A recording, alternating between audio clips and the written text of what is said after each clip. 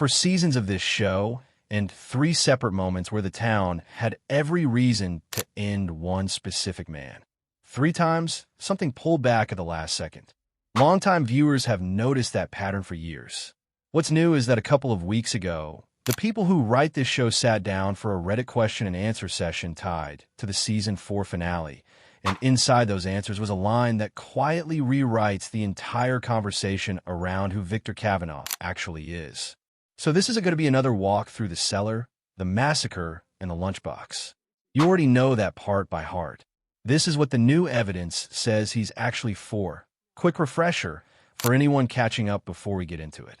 Victor is the longest trapped resident of this town, pulled in as a child back in 1978, and he's still here decades later, looking almost exactly the way he did when he arrived. He carries a lunchbox everywhere he goes. Inside it, a revolver, and a small stack of crayon drawings, which he uses the way the rest of us use a journal, to hold on to memories that are too heavy to carry any other way. He built the town's car graveyard by hand, alone, as a kid, because somebody had to give those cars a place to sit. And after 4 seasons, he might be the most important person in this entire story who nobody in it actually listens to. Let's build the case from the ground up, because everything else in this video rests on one pattern. Point 1978. The night the town kills almost everyone in it. Not most people. Everyone. This was before talismans, before anyone understood a single rule about how to survive after dark. So there was no protection standing between the creatures and anyone breathing that night. A frightened child alone in a root cellar should not have made it. And yet that cellar is the one place the creatures never checked. You could file that under luck. For a while, the show let you. Then Season 3 sends Victor down into the tunnels, and the creatures are awake right in front of him, close enough to touch, and they let him walk past without a scratch. That's 2 separate moments, 45 years apart, where the single deadliest thing in this town looked directly at Victor Kavanaugh and chose not to finish it. Then the Season 4 finale hands us a third, and this one doesn't come from the creatures at all. Under the influence of Sophia, who's been quietly poisoning him, Henry becomes convinced that his entire life in this town is a hallucination, and that the only way to wake up is to kill the person anchoring him to it. The show doesn't leave you guessing who that is. Henry finds a stash of bullets Victor kept hidden in an old peach can.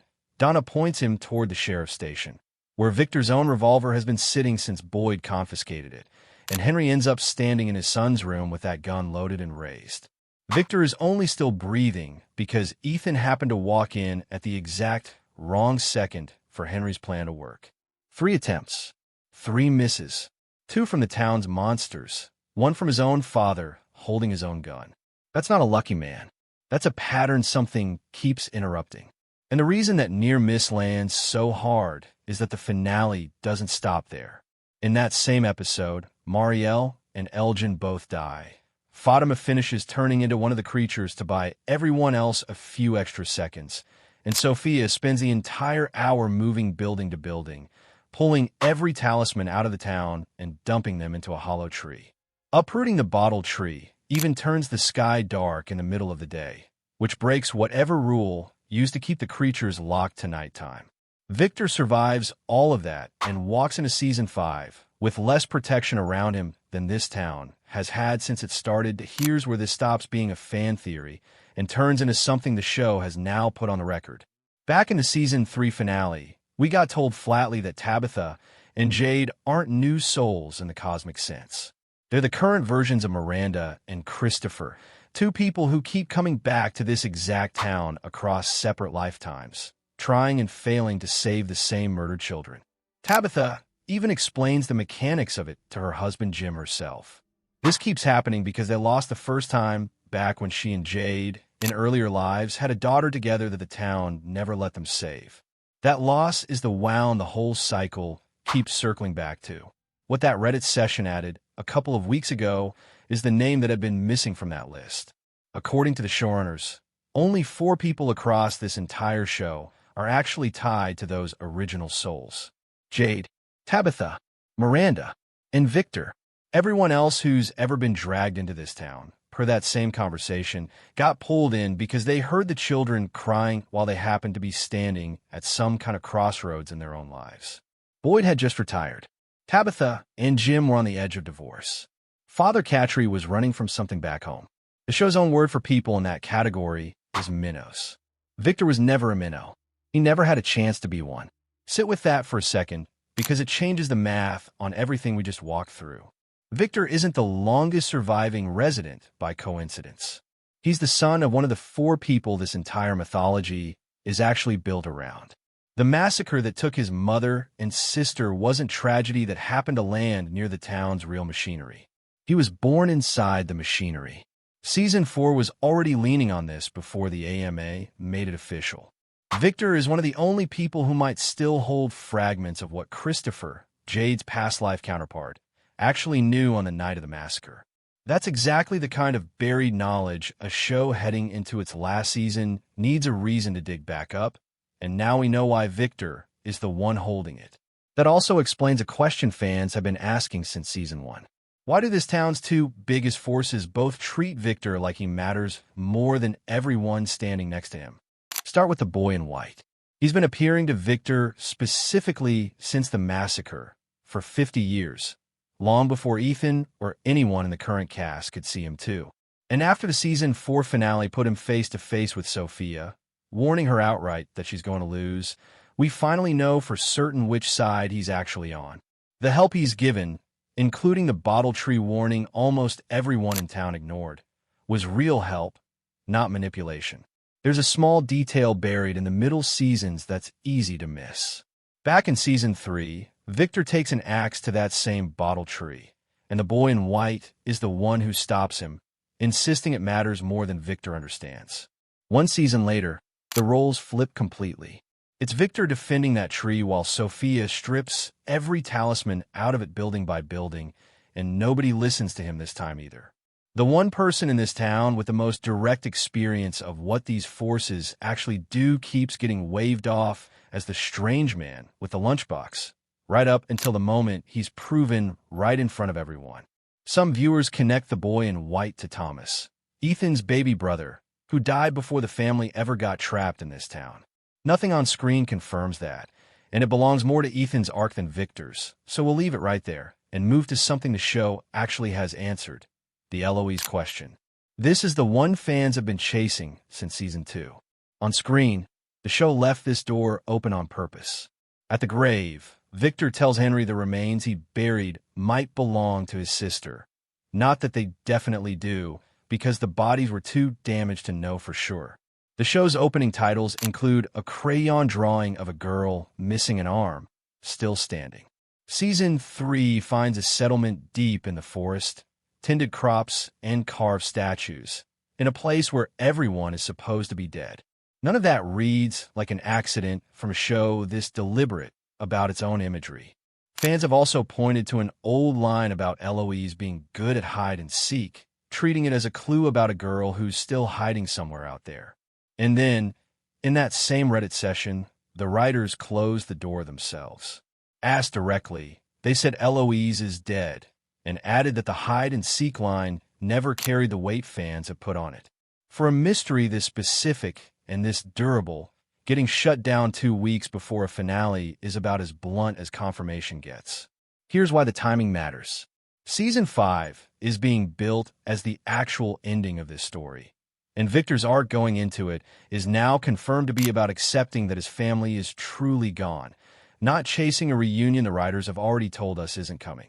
Any theory that keeps Eloise alive heading into the final season is now arguing against something the people running the show have said plainly, on the record, in their own words. Which brings us to where all of this is actually headed, because there's more news here than most breakdowns of this finale have covered.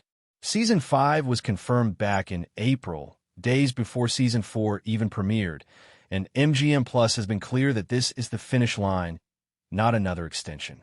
Filming is expected to start later this year in Halifax, Nova Scotia, where this show has always been shot, with a release targeted for sometime in 2027. The creative team has called it the endgame, and they've said the plan for how this story ends has existed since the very first episode. It's worth mentioning why that claim is worth taking seriously. Showrunner Jeff Pinkner spent years on Lost, and director Jack Bender directed some of that show's most memorable episodes too. Ending this story on a planned 5th season, instead of stretching a hit show past the point it can pay off, is the exact lesson a lot of people took away from watching mystery shows collapse under their own mythology. That doesn't guarantee the ending sticks the landing. It does mean the people in charge have thought hard about not repeating a very well-known mistake. Worth knowing, too, this show didn't start out as a guaranteed hit. It premiered back in 2022 on Epix, a channel a lot of people hadn't heard of before that channel rebranded itself entirely around this show as MGM+. It's since become the most watched series in that network's history, which is a big part of why the ending is getting a fully produced final season instead of a rushed cancellation. They've also named exactly what Season 5 is built to resolve: who the man in yellow actually is, and what he wants, what the boy in white really is, and whether escaping this town was ever a real possibility or a promise it never intended to keep. Julie's story-walking ability, which Season 4 mostly set aside, is confirmed to get a full explanation. And there's one more detail from that same session that hasn't gotten nearly enough attention yet. Clara made a secret deal with the man in yellow long before the Matthews family ever set foot in this town. Nobody has unpacked what that cost her, and I don't think it's a coincidence that details surfaced in the same breath as the Victor reveal .1 image is worth holding on to before we get to where this is heading. The car graveyard, the single creepiest landmark in this entire town, was never the town's creation. Victor built it.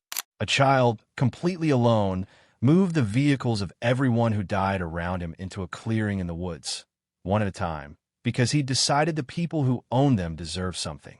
Whatever this town has kept him alive for, what he chose to do with that survival was remember other people. That's worth carrying with us into Season 5. So here's where I land on all of it. Victor was never the town's luckiest resident. He's one of 4 people this entire story is actually about, and the massacre that took his mother and sister didn't spare him by accident. It kept its own witness alive. The boy in white didn't pick a friend 50 years ago. He secured the one person guaranteed to remember what everyone else in this town keeps being made to forget. And Henry's gun in that sheriff's station wasn't random cruelty dressed up as a hallucination. If Victor really is load-bearing for whatever keeps this cycle running, removing him was always the most efficient move available, and the finale just showed us how close that move came to working. One more thought here, and I want to flag this clearly as my own speculation, not anything the show has confirmed.